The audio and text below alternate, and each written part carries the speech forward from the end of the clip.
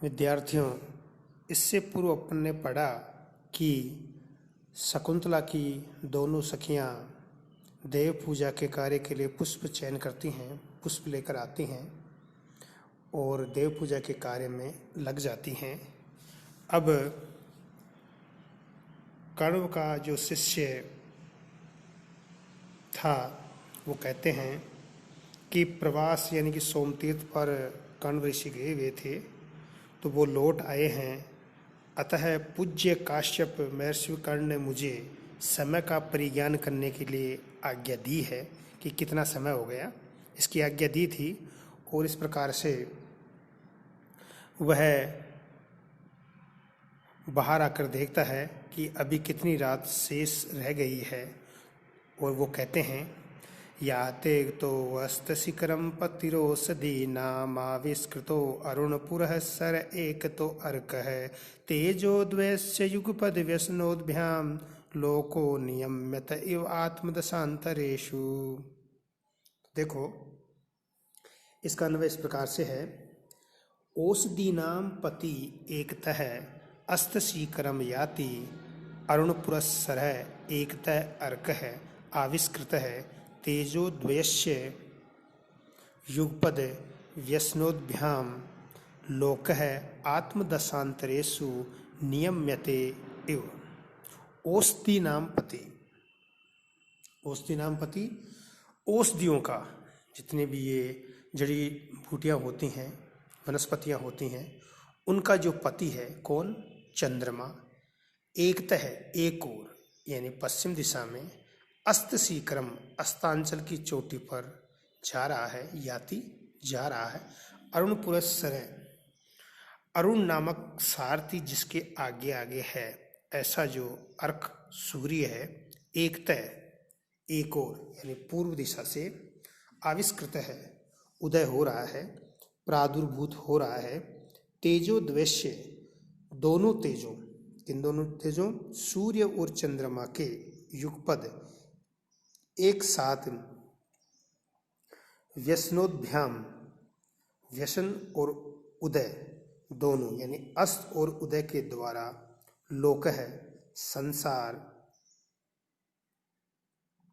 लोक है संसार आत्मदशांतरेषु अपनी अपनी अपनी सुख और दुख की जो दशाएं हैं इनको नियम्यते इव मानो नियंत्रित किया जा रहा है।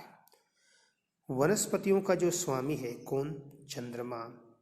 वह एक ओर तो पश्चिम दिशा में अस्त होने के लिए जा रहा है यानी अस्त हो रहा है, और दूसरी ओर पूर्व दिशा में जिसके आगे आगे अरुण नामक सारथी चल रहा है, ऐसा सूर्य उदय हो रहा है। दोनों तेज सूर्य और चंद्रमा एक साथ ही अस्त और उदय के द्वारा यह संसार अपनी अपनी सुखात्मक और दुखात्मक दशाओं के विषय में मानो नियंत्रित किया जा रहा है।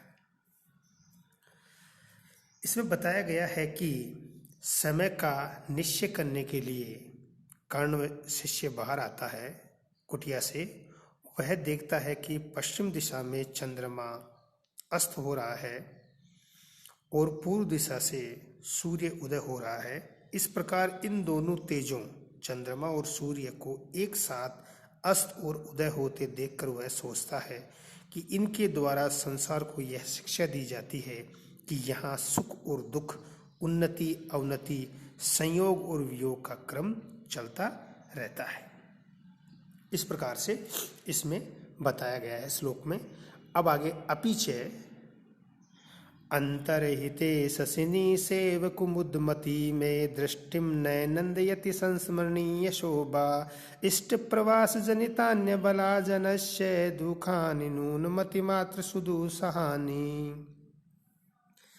शशिनी अंतर्हिते संस्मरणीय शोभा सा एव कुमुदमती में दृष्टिं नंदयति अबला जनस्य इष्ट प्रवास जनितानि दुखानि नूनम अतिमात्र सुदु सहानि।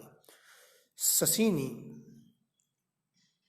अंतर्हिते, शशि चंद्रमा के अंतरित का मतलब अस्त होने पर संस्मरणीय शोभा, अच्छी तरह स्मरण करने योग्य सौंदर्य वाली सा एव कुमुदमती, कुमुदनी में दृष्टि, मेरी दृष्टि को न नंदयति, आनंदित नहीं करती, क्योंकि अबला जनस्य, स्त्री जनों के इष्ट प्रवास जनितानि, अपने प्रियजन के प्रवास में रहने से, जनितानि यानी उत्पन्न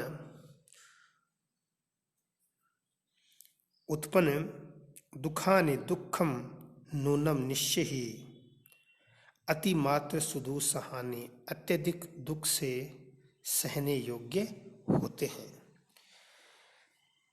इस श्लोक का अनुवाद इस प्रकार है कि चंद्रमा के अस्त होने पर वह मनोमुग्धकारिणी जो कुमुदनी का फूल होता है, संस्मरणीय शोभा बनकर मेरी दृष्टि को आनंदित नहीं करती, क्योंकि स्त्री जनों के जो प्रियजन के प्रवास में रहने से उत्पन्न दुख निश्चय ही अत्यधिक असह्य होता है।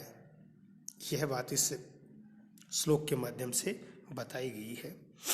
मुरझाई हुई कुमुदनी को देखकर काण्व शिष्य कहता है कि पहले तो यह मनोमुग्धकारिणी थी, परंतु अब चंद्रमा के अस्त होने पर इसका सौंदर्य केवल स्मरण करने की वस्तु बन गया है। यह ठीक ही है कि अबलाओं यानी स्त्रियां अपने प्रियजन के प्रवासी यानी दूर चले जाने पर उनका जो दुख होता है स्त्रियों का, वो सहन करने योग्य नहीं होता। कुमुदनी का प्रिय कौन? चंद्रमा भी अब अस्त हो गया है, यानी कुमुदनी के फूल से चंद्रमा दूर चला गया है, अस्त हो गया है। अतः यह अति उदास और दुखी होकर कुमुदनी जो है मुरझा गई है। इसी प्रकार से स्त्रियों का जो प्रिय उनका पति जो होता है वो जब प्रवास चला जाता है, दूर उनसे चला जाता है, तो उनके प्रवास में रहने पर विरहजन्य असह्य दुख सहने ही पड़ते हैं स्त्रियों को, यह बताया गया है। अनुसुईया कहती है, यद्यपि नाम विषय प्रांग मुखश्चेत एतद् न विदितम तथापि तेन राज्ञा शकुंतलायाम अनार्यम आचरितम। यद्यपि सांसारिक भोग विषय से विमुख जन हम लोग यह बात नहीं जानते, हमें इस बात का ज्ञान नहीं है, फिर भी उस राजा ने शकुंतला के प्रति अशिष्ट आचरण किया है। शिष्य कहता है, यावदुपस्ताम होम वेलाम गुरुवे निवेदयाम। तो अब मैं गुरुदेव को उपस्थित हुए हवन के समय की सूचना देता हूँ। यह कहकर इति निष्क्रांत है, वह जो कर्णों का शिष्य होता है वह चला जाता है। अनुसुईया कहती है कि प्रति बुद्धा अपि किम करिष्ये, जागी हुई भी मैं क्या करूँगी, न मैं उचितेष्वपि निज कार्येषु हस्तपादम प्रसरयति। नित्य किए जाने वाले अपने दैनिक कार्यों में भी मेरे हाथ पैर नहीं चल रहे हैं। काम इदानीम सकामो भवतु, कामदेव अब सफल मनोरथ होवें। येन असत्य संदेह जने शून्य हृदया शुद्ध हृदया सखी पदम कारिता।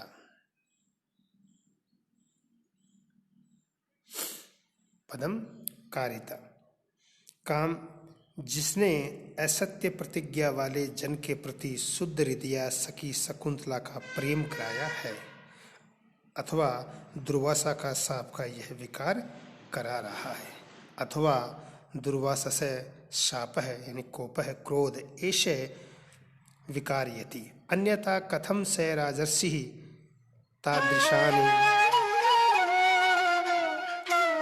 तादृशी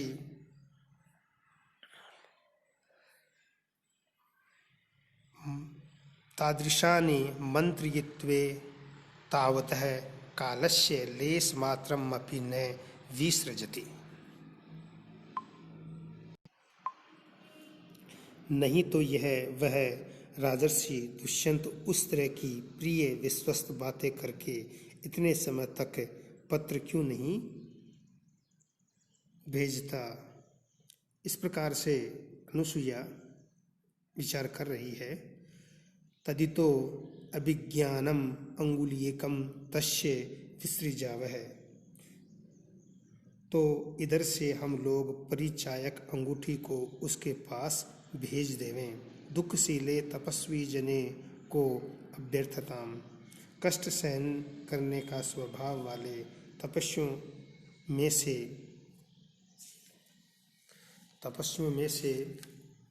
किससे प्रार्थना की जाए।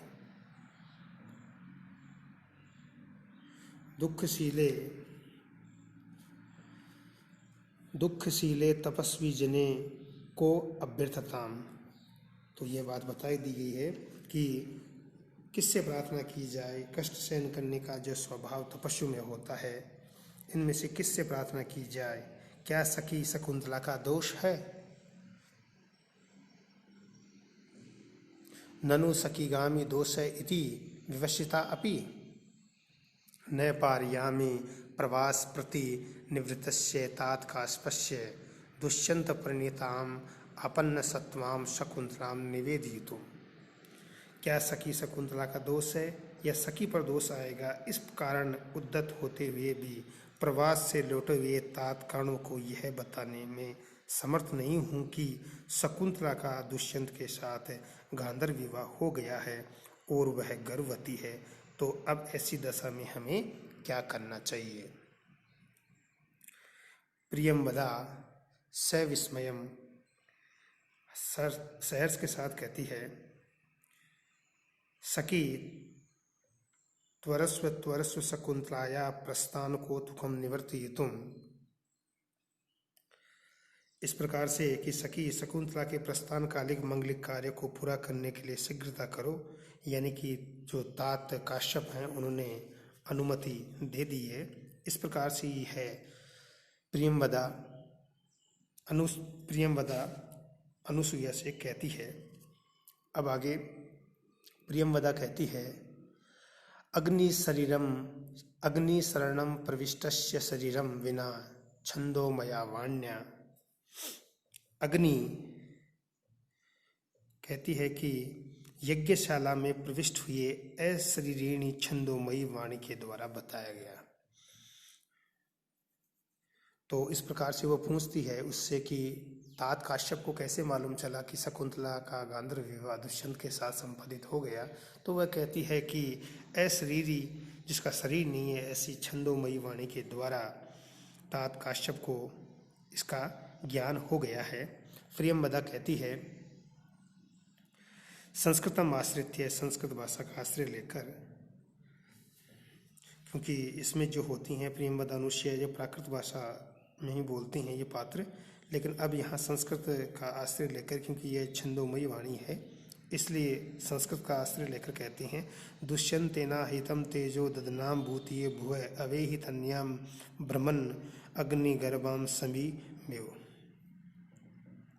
तो इस प्रकार से ब्रह्मन दुष्यंतेन आहितम तेज भुव भूतिये ददानाम तन्याम अग्निगर्भाम समीम इव अवेहि। ब्रह्मन हे ब्रह्मवेता महर्षि कण्व, दुष्यंत के द्वारा आहितम तेज निषिक्त या आरोपित तेज को भुव पृथ्वी के भूतिये कल्याण के लिए ददानाम धारण करती हुई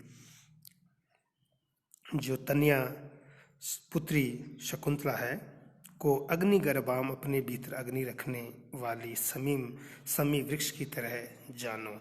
हे ब्रह्मन, दुष्यंत के द्वारा आरोपित तेज को पृथ्वी के कल्याण के लिए धारण करती हुई अपनी पुत्री शकुंतला को अपने अंदर अग्नि को धारण करने वाली समी वृक्ष की तरह समझो। इस प्रकार से छंदोमयी वाणी से कण्व ऋषि को शकुंतला के गांधर्व विवाह का मालूम चला और कि वह गर्भवती है, इसका भी ज्ञान हुआ। छंदोमयी वाणी ने महर्षि कण्व से कहा कि जिस प्रकार समी वृक्ष के अंदर अग्नि छुपी होती है, समी वृक्ष का जो पेड़ होता है उसमें आग होती है, उसी प्रकार आपकी पुत्री के गर्भ में भी दुष्यंत के द्वारा स्थापित जो तेज है, इससे गर्भ से उत्पन्न संतान पृथ्वी का कल्याण करने वाली होगी। इसलिए इस समय आपकी कन्या दुष्यंत द्वारा गर्भवती है, ऐसा उसे ज्ञान हुआ है। अनुसुईया प्रियंवदाम आश्लिष्य, प्रियंवदा को गले लगाकर सखी प्रियम में, सखी मैं खुश हूँ, हर्षित हूँ, किंतु अद्यैव शकुंतला नियत इत्युत्कंठा साधारणम परितोषम अनुभावयामि। किंतु वह शकुंतला आज ही पति गृह को ले जाई जा रही है, अतः मैं विषाद मिश्रित दुख के साथ संतोष का अनुभव कर रही हूँ। प्रियंवदा सखी आवाम तावत उत्कंठाम विनोदिष्यावह सा तपस्विनी निवृत्ता भवतु। सखी हम दोनों तो अपने विषाद को दूर कर लेंगे, अपने दुख को दूर कर लेंगी, वह बिचारी शकुंतला सुखी होवे।